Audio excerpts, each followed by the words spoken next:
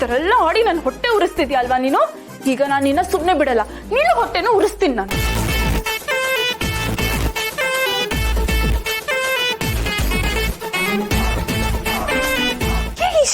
ಎಲ್ಲ ಹೋಗಿದ್ದಾನೆ, ಯಾಕೆ ಫೋನ್ ರಿಸೀವ್ ಮಾಡ್ತಿಲ್ಲ?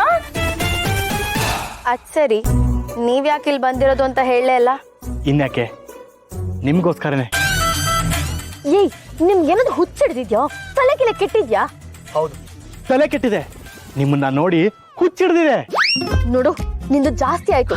ಹಿಂಗೆ ಆಡ್ತಿದ್ರೆ ನಮ್ಮಮ್ಮನ್ ಕರಿತೀನಿ ಅಷ್ಟೇ. ಅದಕ್ಕೆ ನೀವ್ ಯಾಕೆ ತೊಂದರೆ ತಗೋತೀರಾ? ನಾನೇ ಕರಿತೀನಿ. ಅಮ್ಮ, ಅಮ್ಮ.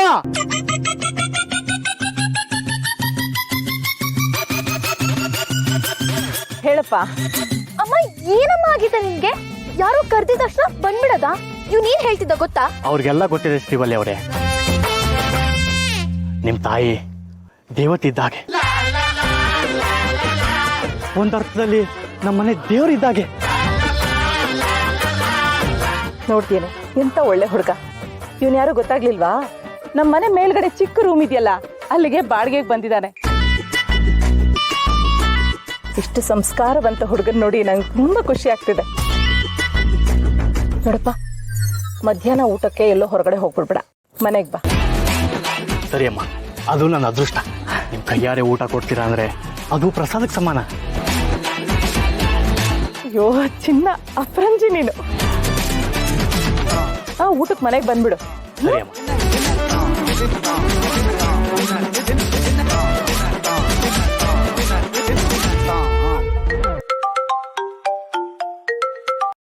ಹಲೋ, ಹೇಳು ಶ್ರಾವಣಿ. ಎಲ್ಲೋ ಇದೆಯಾ ನೀನು?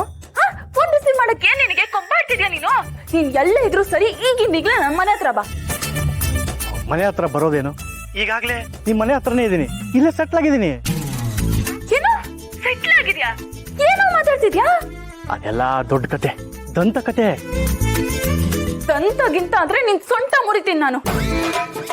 ಸುಬ್ಬು ನನ್ನ ಹೊಟ್ಟೆ ಉರಿಸ್ತಾ ಇದ್ದಾನೆ. ಆ ಟೆನ್ಷನ್ ಅಲ್ಲಿ ನಾನಿದ್ರೆ ನೀನು ತಲೆ ಹಟ್ಟೆ ಮಾತಾಡ್ತಿದ್ಯಾ ಇಲ್ಲಿ? ಈಗಿಂದೀಗ್ಲೇ ನೀನ್ ಎಲ್ಲೇ ಇದ್ರು ಮನೆ ಹತ್ರ ಬಾ. ಆಯ್ತು ಆಯ್ತು, ಬರ್ತೀನಿ.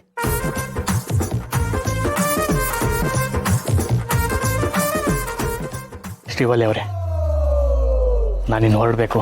ಹೀಗೆ ಟಚ್ಚಲ್ಲಿರಿ. ಬರಲಾ? ಬರ್ತೀನಿ.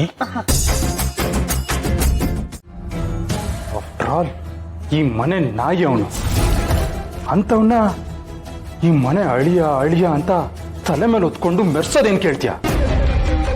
ಆ ಬೀದಿ ಬಿಕಾರಿಗೆ ಈ ಮನೆ ಮಗಳನ್ನ ಕೊಟ್ಟಿರೋದು ದೊಡ್ಡ ವಿಚಾರ. ಅಂಥದ್ರಲ್ಲಿ ಅವನ ಮುಂದೆ ನನಗೆ ಅವಮಾನ ಆಗ್ತಿಲ್ಲಮ್ಮ. ಹಂಗ್ ನೋಡೋದಾದ್ರೆ ಒಂದ್ ರೀತಿಲಿ ಈ ಮನೆಗೆ ಅಳಿ ಆಗ್ಬೇಕಾಗಿದ್ದೋ ನಾನು, ಇಡೀ ಆಸ್ತಿ ಪಾಸ್ತಿಗೆಲ್ಲ ವಾರಸಾರ ಆಗ್ಬೇಕಾಗಿದ್ದೋ ನಾನು. ಇಷ್ಟೆಲ್ಲ ಆದ್ಮೇಲೆ ನನಗೆ ಆಗ್ತಿಲ್ಲ ಅವ್ನು ತಡ್ಕೊಳ್ಳೋದಕ್ಕೆ. ನನ್ನಂತವನಿಗೆ ಆ ಸುಬ್ಬು ಮುಂದೆ ಅವಮಾನ ಬಿಡಲ್ಲಮ್ಮ. ನಾನು ಮಾತ್ರ ಸುಮ್ಮನೆ ಬಿಡಲ್ಲ ಇದನ್ನ.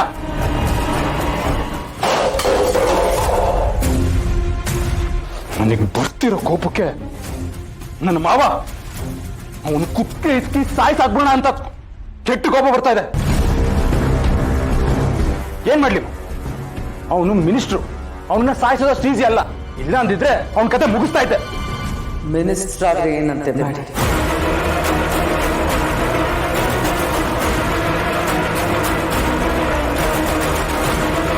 ಏನ್ ಹೇಳ್ತಿದ್ಯಾ ನೀನು? ಮಿನಿಸ್ಟರ್ ಆದ್ರೆ ಏನಂತೆ? ಅವನು ಮನುಷ್ಯ ತಾನೆ.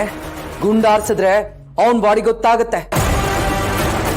ಚಾಕು ತಗೊಂಡು ಚುಚ್ಚಿದ್ರೆ ಅವನ್ ಎದೇನು ಸೀಳುತ್ತೆ. ಮಿನಿಸ್ಟರ್ ಆದ ಮಾತ್ರಕ್ಕೆ ಸಾವ ಇಲ್ದೆ ಹಾಗೆ ಇರಕ್ಕಾಗುತ್ತಾ? ಅವನು ಮನುಷ್ಯ ತಾನೆ. ಒಂದಲ್ಲ ಒಂದಿನ ಅವನು ಸಾಯ್ಲೇಬೇಕಲ್ಲ. ಮಾಮ್, ಅಂದ್ರೆ ಮಾವನ ಮುಗಿಸ್ಬೋಣ ಅಂತಿದ್ಯಾ? ನೋಡು ಮಾಡಿ, ಈ ರಾಜ್ಯದಲ್ಲಿ ಎಷ್ಟೋ ಜನ ಮಂತ್ರಿಗಳಿದ್ದಾರೆ, ಅದರಲ್ಲೂ ಇವನು ಒಬ್ಬ ಅಷ್ಟೇ. ಆದ್ರೆ ನನಗೆ ಮಗ ಅಂತ ಇರೋದು ನೀನು ಒಬ್ನೇ. ನಿನಗೆ ಅವಮಾನ ಆಗತ್ತಲ್ದೆ ಇವತ್ತು ನನ್ನ ಮೇಲೂ ರೇಗಿದ್ದಾನೆ.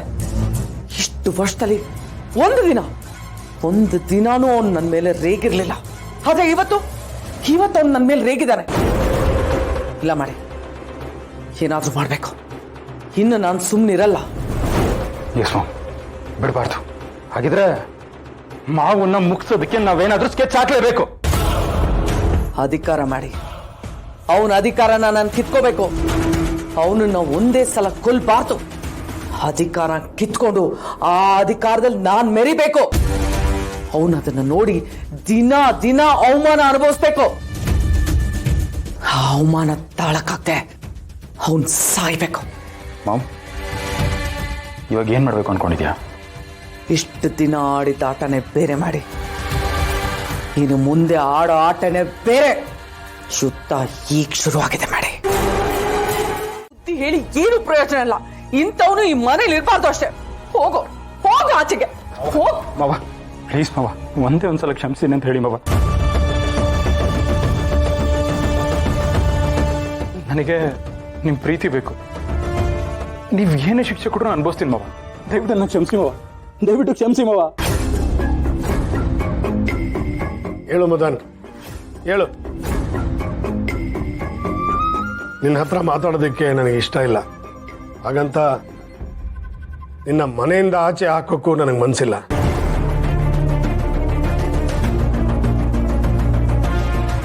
ಅಕ್ಕನ ಮುಖ ನೋಡಿಕೊಂಡು ನಿನಗೆ ಇನ್ನೊಂದು ಅವಕಾಶ ಕೊಡ್ತಾ ಇದ್ದೀನಿ. ತಿದ್ಕೊಂಡು ಬದುಕಿದ್ರೆ ಬದುಕು, ಇಲ್ಲಾಂದ್ರೆ ನಿನ್ನನ್ನು ಯಾವತ್ತೂ ನಾನು ಕ್ಷಮಿಸಲ್ಲ.